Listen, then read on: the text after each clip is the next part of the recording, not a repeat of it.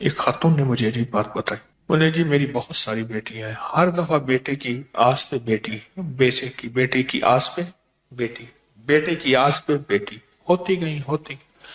اللہ نے بہت ساری بیٹیوں کے بعد دو بیٹے دیے، تو کہا کہ میں پریشان تھی کہ یا اللہ آج کے دور میں کیسے کروں گی، غربت، گھر میں سفید پوشی، تنگ دستی، غربت۔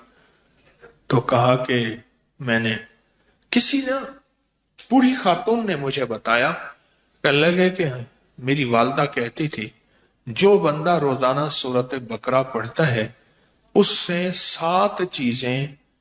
ایسے دور رہتی ہیں، اس سے 7 چیزیں ایسے دور رہتی ہیں جیسے کہ لاٹھی سے دشمن یا سانپ۔ کیسے دور رہتی ہیں؟ کہا اس گھر میں جادو نہیں ہوگا، 1، جھگڑے نہیں ہوں گے، 2،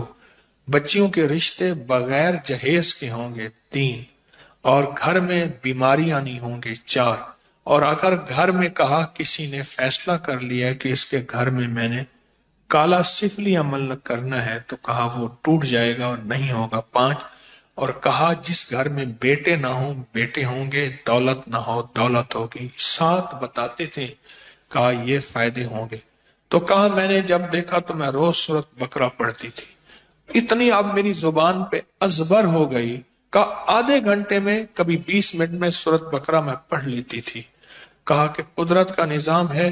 یوں بیٹی کی عمر شادی کی ہوئی، یوں رشتے آنا شروع ہوئے کہ باجی ہمیں جہیز نہیں چاہیے، کچھ نہیں چاہیے، کچھ نہیں چاہیے، اور کہا بیٹیاں ایسی۔ اس نے مجھے ایسے ہتیلی کر کے کہا، کہہ رہے ہتیلی پہ جیسے پھول رکھتے ہیں ایسے پھولوں کی طرح بیٹی اپنے گھروں کو جاتی گئی۔